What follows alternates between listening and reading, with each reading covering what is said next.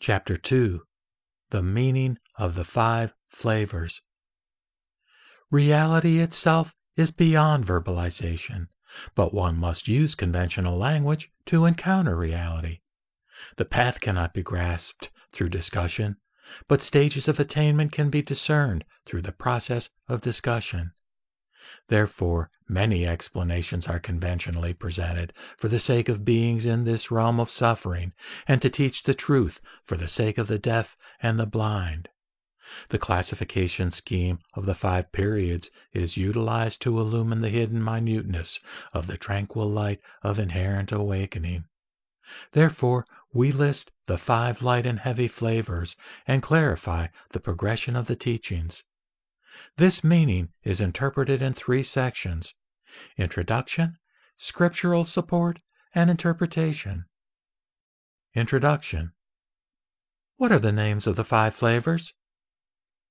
The flavor of milk, the flavor of cream, the flavor of curds, the flavor of butter, and the flavor of ghee.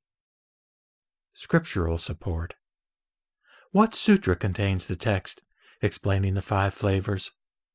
The Mahaparinirvana Sutra. What does this text say? This sutra says, "It is analogous to a cow giving milk. Cream emerges from the milk. Curds emerge from the cream. Butter emerges from the curds. Ghee emerges from the butter. The 12-fold scripture emerges from the Buddha. The sutras emerge from the 12-fold scripture. The Vaipulya text emerge from these sutras.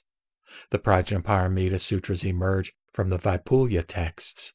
The Mahaparinirvana Sutra emerges from the Prajnaparamita sutras." Interpretation. What doctrines are being compared to these 5 flavors? Answer. It is an analogy for the sequence of the Buddha's teachings. What is this sequence? Answer. The Avatamsaka Sutra is analogous to the flavor of milk. The Agamas are analogous to the flavor of cream. The Vaipulya texts are analogous to the flavor of curds. The Prajnaparamita Sutras are analogous to the flavor of butter. The Lotus and Mahaparinirvana Sutras are analogous to the flavor of ghee. Question. Why is the Avatamsaka Sutra analogous to milk, and so forth, to the Lotus and Mahaparinirvana Sutras being analogous to ghee? Answer.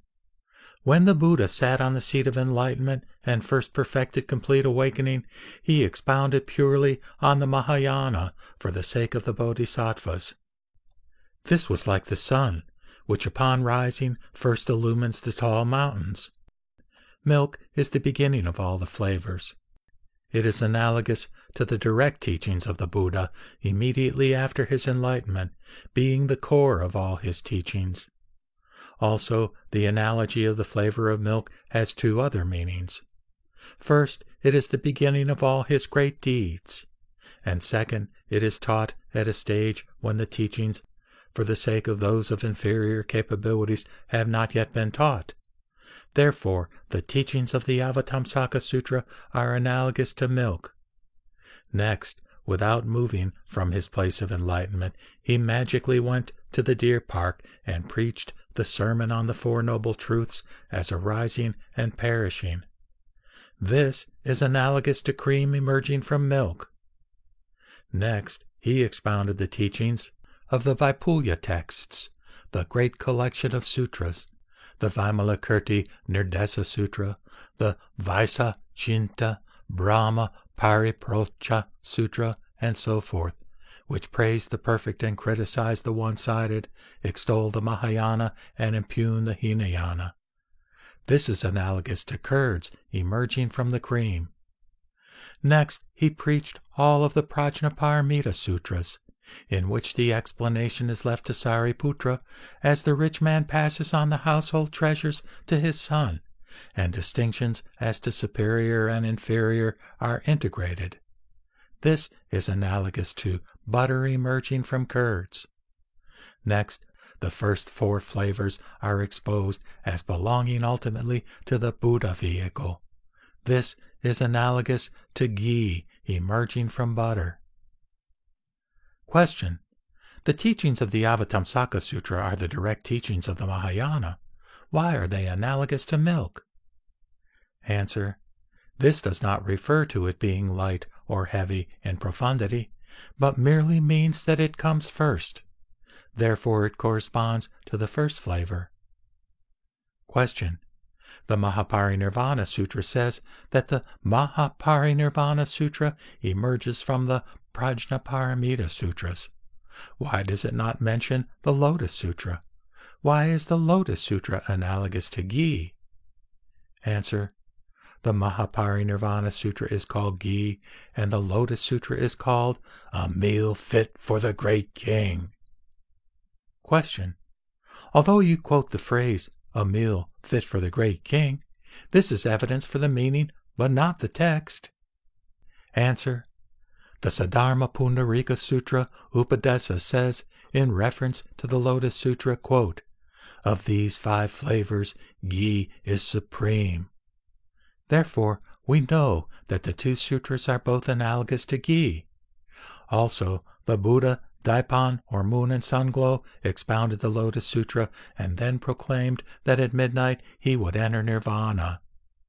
In the same way, this Buddha Sakyamuni also first expounded the Avatamsaka Sutra and later expounded the Lotus Sutra. When the Buddha was Kashyapa, he did the same thing. In all cases, he did not explain the Mahaparinirvana Sutra. In all these cases, the Lotus Sutra is the last teaching and the last flavor. Now, the Buddha utilizes the Lotus Sutra as ghee in order to bring to maturity those who are ready. He then, in the Mahaparinirvana Sutra, leads the remaining sentient beings to maturity through repeating teachings concerning prajna wisdom, and leads those of the 4th Prajnaparamita period to enter nirvana. Thus, the Mahaparinirvana Sutra is used as the last teaching and the last flavor. Also, the Mahaparinirvana Sutra says, quote, by receiving an assurance of Buddhahood in the Lotus Sutra, one perceives one's potential for enlightenment, attains the great fruit of Buddhahood, and undertakes no more action, as when the autumn harvest is done and placed in winter storage. Close quote. Question. Are there any distinctions to be made between the 5 flavors and the 5 time periods? Answer. The 5 flavors are identical to the 5 time periods. There is only the distinction of dharma and analogy. Question. Are the 5 time periods clarified in the Lotus Sutra? Answer.